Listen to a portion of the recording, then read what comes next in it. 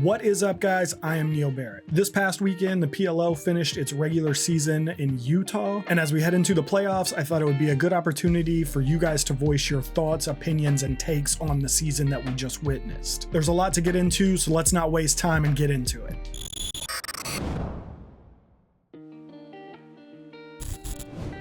The Redwoods have one of the largest fan bases in the league, and considering their disappointing season, you guys had a lot to say about what the Redwoods needed to do. That Kiwi guy says, "Is it that hot to say the Woods could be up for a coaching change?"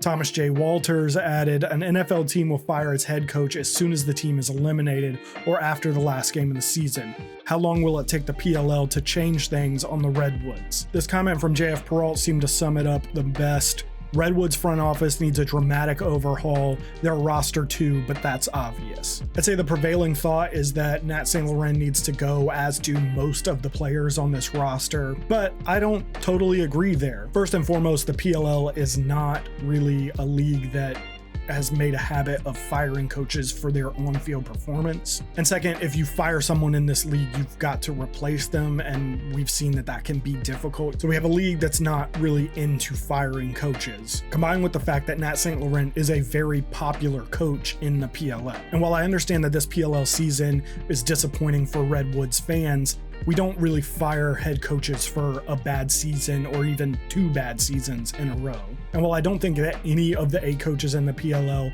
is going to be fired, nor really should be fired, if we're talking about hot seats, I feel like Andy Towers' seat should be hotter than Nat St. Laurent's. Since 2019, the Chaos are a combined 17-29 with a goal difference of -48. And that's with Blaze Reardon arguably the best goalie we've ever seen in goal. Since 2019, they've also never finished in the top half of the table. They're also the only team in the PLL who has never played in the championship series. And I know, they will always have that 2021 championship, but even that year they were 6th in the league, barely made the playoffs, and it still took a Herculean effort from MVP Blaze Reardon to get them to that point. But because of those 3 weeks, we think of the Chaos and Andy Towers as being an entire level above the Redwoods. And at least the Redwoods have been to a championship game. Let's not even talk about Tim Sudan and the Chrome Outlaws, who have arguably been the worst team throughout the PLL's 6-year existence. As for the Redwoods roster, we know that that offense is just not cutting it at all.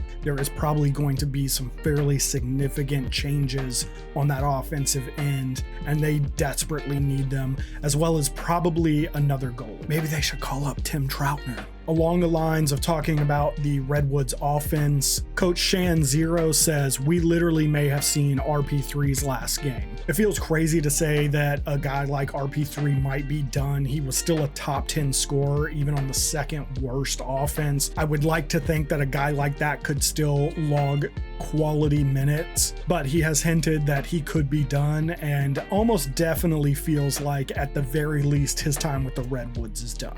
But anything is possible in this game, so we will see what happens. You know, if Nat is gone next year, maybe he's back. Then again, maybe not. We don't know, but it does kind of feel like something's happening. Dog Griff says, "The Woods are getting renamed. Paul's too scared to rename the Water Dogs, so Woods are getting it." Push Higher on Instagram says, "This Water Dog season is the most disappointing PLL season so far. For sure, it's in the conversation. That team coming off of 2 straight championships, one they won, one they lost, being the worst team in the league is shocking, but I think the head coaching change made a much bigger difference than people are willing to admit. We saw it last year with the Atlas and Coach Pressler. Sometimes these college coaches come in, especially these guys who are long-term college coaches, come in and think they're going to run this team just like they do an NCAA team, and that's just not how it's going to happen, and so it takes some time to adjust. So again, this Water Dog season is certainly in that conversation. Personally, I would probably have 2019 Atlas as the most disappointing season season. I know they went 5-5, which is arguably better, but I think you have to remember that that Atlas team on paper was so stacked that people accused Paul Rabel of creating a team so that he could win a championship. That's how stacked they were, and 5-5 was not even really representative of how bad that team was. Remember in the number 1 draft pick game, because in 2019 we played for the number 1 draft pick, the Archers beat that Atlas team 25-7. I was there in Philadelphia watching that game live, and it was insane how bad Atlas was. It honestly probably could have even been a larger margin, but it felt like the Archers took their foot off the gas late in the game. Arguably, the 2020 Atlas team is even worse, but they didn't have the expectations that we had for them in 2019 because we had seen 2019. So even though they were the worst team in the league in 2020, they went 1-4. Paul Rabel shot, I think it was 9% from the field through the whole season. We had come to expect that from them because of what we saw in 2019. So yes, 2024 Water Dogs is certainly up on that list, but I would probably lean towards 2019 Atlas just slightly. Timmy Tay says the only way to stave off mass vet retirement is with a new team. First of all, I don't know that it's this league's responsibility to stave off mass vet retirement. We all know where lacrosse currently stands as a sport, and it is not something that pays you the kind of money that can sustain your family, your housing, all those things year round. So a lot of these guys have to make decisions. At what point does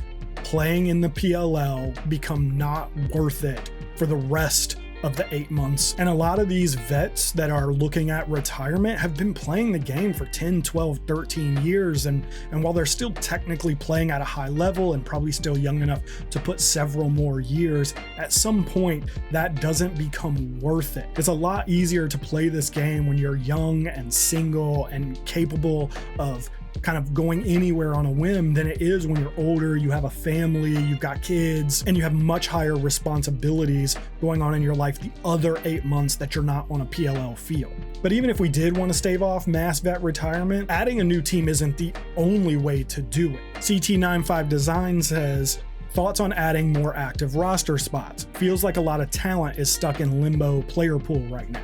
My thoughts on adding more roster spots is I'm for it. I feel like the benches are just a tad light. One injury can make a massive difference in your squad because you just don't have depth. Additionally, going back to the previous statement about staving off mass vet retirement, this is a way that you could do it without adding a whole team. Adding even 2 roster spots per team adds 16 players as opposed to 25 plus staff for those teams. So it's certainly a more cost-effective way to increase the number of players playing, which could alleviate some mass vet retirement as well as adding other opportunities for guys that are currently sitting in the player pool looking from the outside in. Tom Cooper 1111111111 asks, is getting the bye a good thing?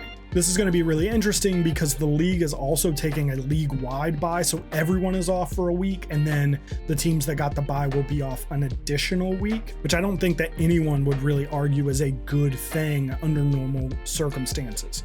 The one difference this year is that the PLL has decided to fly the teams with a bye out to the quarterfinals in Boston, and they will get 2 practices, which could be massive. The flip side of that is that you're still not getting game reps, so it could still be detrimental to have the bye, but I think a lot of people are going to see it as you getting 2 full practices to prepare for the team that you're going to play next, and that could have huge dividends for you by the time you step on the field in the semifinals. So there's definitely an upside. Me personally, I think I'm going to lean towards it being a negative thing unless and until it's proven otherwise, because it has been kind of a detriment in the past. Steve McManus 87 says, Chaos beat Cannons at Gillette, the program folds, and Coach Holman gets arrested by the FBI.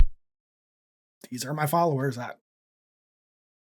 Casey Dull says, Jeff Teat is the greatest PLL player of all time.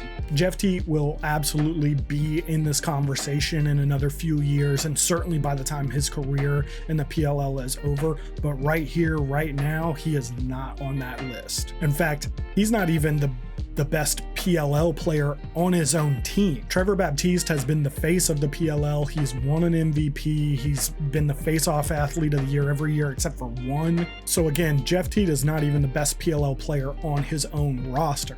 But for my money, there are two guys that are absolutely at the top of this list, and everyone else is playing for second place, and that's Tom Schreiber and Blaze Reardon. Both have won championships in this league, both have won MVPs in this league, both have been at the top of their respective positions the entire existence of the PLL. Personally, I lean ever so slightly towards Tom Schreiber, but I was an Archers fan for the first 5 years of the league, so there might be a little bit of bias there. And either way, I have absolutely no qualms with anyone who says it's Blaze more than it's Tom. Both have been incredible, both have been huge ambassadors for the game and have dominated the PLL throughout its entire existence. Again, I think Jeff Teat gets there. I think he's definitely in the conversation, but I would have Tom Schreiber, Blaze Reardon as kind of 1A, 1B, and then like a number 2 or 3 would be Trevor Baptiste, and then Jeff Teat is in that kind of next category of guys that are coming up. Jay Van Vlake says, the rookies have been incredible, and Teat scoring 64 is absolutely wild.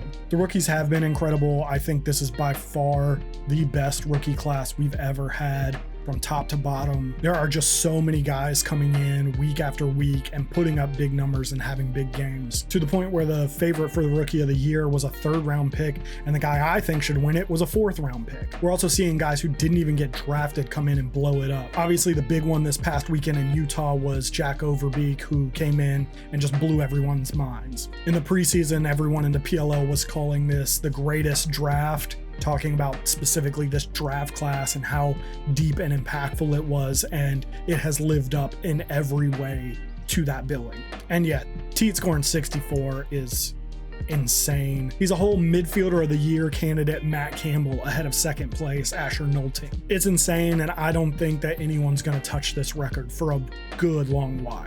I know people expect that Teat's just going to keep doing this, but the previous record was 44 in a league that Teat was playing in. So to blow it out by 20 points is just such an anomaly that I just don't see this happening again. Next year, Jeff Teat could put up 50 points, have the second best season in all of PLL history, and still be 14 points away from his own record. So I just don't see it happening again. It's that insane of a number. Coach Matt YHS says, question, would you prefer more teams or same number of teams with additional neutral site games? Either way, a 12 to 13 game schedule seems perfect. I think I agree with you on the number of games. We'll call it 12 just for the sake of a round number. So we're looking at adding 2 games. I think that should be a neutral site game. Adding another team bumps those costs up so much that I think it's probably out of the question at this point. And to that end, I'm not sure how feasible adding a bunch more games is either. But if we're spending money in one of those 2 places, I think more games might be the best thing going forward. You can test out some new sites, see what's going on in Florida, throw Texas back on, maybe try and get back into Georgia, and definitely probably add another stop somewhere in the Midwest, whether it's Kansas City or Chicago, or going back to Columbus even. I think with 12 games, you would also eliminate a lot of those league-wide buys that just kind of kill the momentum of the season. When you're cruising along, games are getting interesting and fun, where everybody's getting into it online, and then you just take a break for a week, and then you're just not able to talk about the game much for 2 weeks, and it just kind of nosedives all that momentum. But 12 weeks of pretty much consistent play, I think, would be a great addition to the league. Leo Lickfold says, home crowds were awesome, and the homecomings were great. I agree. I was fairly skeptical when they announced them, but Charlotte was really cool. Seeing a lot of my friends and family in that area go and enjoy, and the things that they had to say about how great it was incredible. I was at Boston this year, which was an insanely good crowd. I think it's been great to see these teams really kind of sink their teeth into their communities, doing events during the week leading up to the homecoming, seeing supporters groups throwing parties and things and having players come out. And it's one of those things that I think over the next few years is really going to grow, and these teams are really going to become very ingratiated in their communities, because yeah, Utah was great, but now Philly, who maybe we would deem as not as good of a crowd, is going to see that and is going to say, okay, what were they doing that we can do to kind of build some momentum? And within the next few years, I think you're really going to see this start to take off. I'm really impressed with how the league made every homecoming feel like home games, putting up, team colors and banners and all kinds of stuff. The double headers really worked. We could talk about, the sporting merit of having to play back-to-back games on back-to-back days.